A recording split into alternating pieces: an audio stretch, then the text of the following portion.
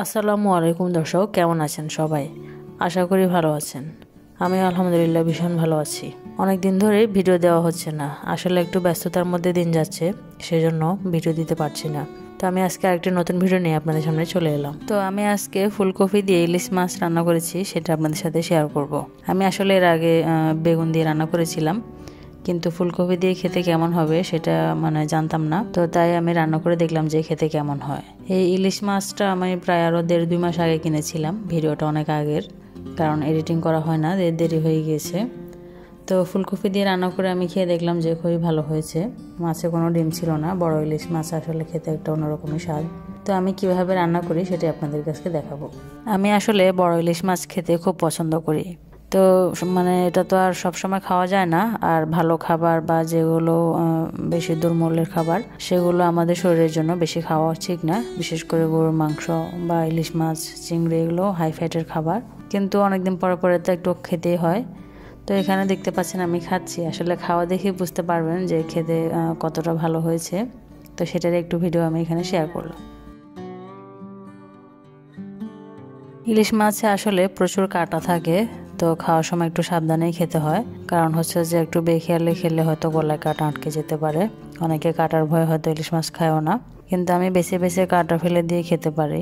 আর ইলিশের তরকারি রান্না করার সময় আমি আসলে বেশ তেল ব্যবহার করি না, খুব সামান্য একটু তেল দিই। কারণ হচ্ছে যে ইলিশের থেকে অনেকটা তেল বের হয়ে যায়। তো সেজন্য ইলিশ মাছ রান্না করতে আসলে বেশি তেলের দরকার হয় না, আর বেশি মশলারও প্রয়োজন হয় না। খুব নির্ঝঞ্ঝাট একটা রান্না। সামান্য তেল, পেঁয়াজ এবং কাঁচামরিচ এগুলো দিয়েই, হলুদ, মরিচ, লবণ এগুলো দিলেই হয়ে যায়। তো আসলে রান্না তো আপনারা সবাই পারেন, আমি আসলে আমার সময় কিভাবে কাটাই সেটাই শেয়ার করি। তো আমি এখানে যেভাবে রান্না করছি সেটাই আপনাদেরকে দেখাচ্ছি। রান্নার জন্য আমি এখানে ফুলকপি কেটে ভিজিয়ে রেখেছি, আর সাথে ইলিশ মাছও ধুয়ে নিলাম, আর বাটিতে পেঁয়াজ কাঁচামরিচ কেটে নিয়েছি। কড়াইতে সামান্য তেল দিয়ে এতে পেঁয়াজ কাঁচামরিচ ভাজতে থাকবো, আর এর মধ্যে সামান্য হলুদ গুঁড়ো, মরিচ গুঁড়ো এবং স্বাদ মতো লবণ দিয়ে দিব। তো পেঁয়াজটা ভেজে নরম করে নেওয়ার পর আমি এর মধ্যে ইলিশ মাছ দিয়ে দিচ্ছি। দিয়ে কিছুটা পানি দিয়ে মাছটাকে একটু কষিয়ে নিব।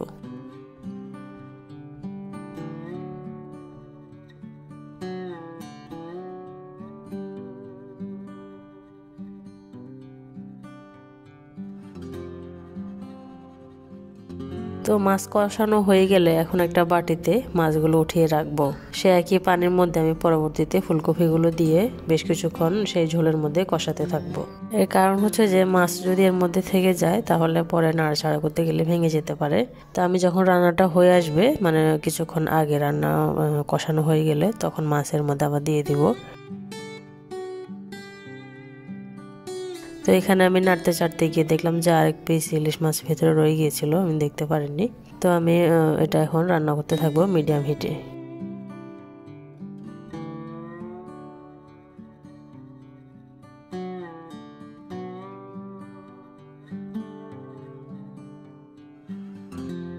তো ফুলকপিটা কষানো হয়ে গেলে আমি এর মধ্যে সেই উঠিয়ে রাখা মাছগুলো দিয়ে দিচ্ছি। তো মাছ দিয়ে দেওয়ার পরে আমি এর মধ্যে কিছুটা পানিও দিয়ে দিব পুরোপুরি রান্না করার জন্য। তো আমি পানি দেওয়ার পরে জাস্ট শুধু ঝোলটা কিছুটা কমিয়ে আনবো।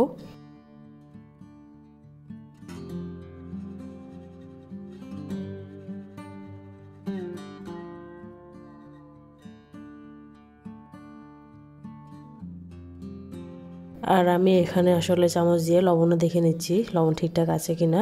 তো খেয়ে দেখলাম যে সামান্য একটু লবণ লাগবে, তো আমি সেই লবণটা দিয়ে পুরো রান্নাটা শেষ করব। রান্না শেষ হওয়ার আগেও নামানোর কিছুক্ষণ আগে আমি এর মধ্যে কিছুটা ধনিয়া পাতা কুচিও দিয়ে দিলাম। তো রান্নাটা আসলে ওভারঅল খুবই ভালো হয়েছে। আর ইলিশ মাছ তো আসলে সব ইলিশ মাছের স্বাদ হয় না, কিছু কিছু ইলিশ মাছের স্বাদ আসলে খারাপ আসে, কিন্তু এই মাছটা মাশাআল্লাহ অনেক ভালো হয়েছিল খেতে। তো আমার ভিডিওটা এতক্ষণ সবাইকে দেখার জন্য অসংখ্য ধন্যবাদ।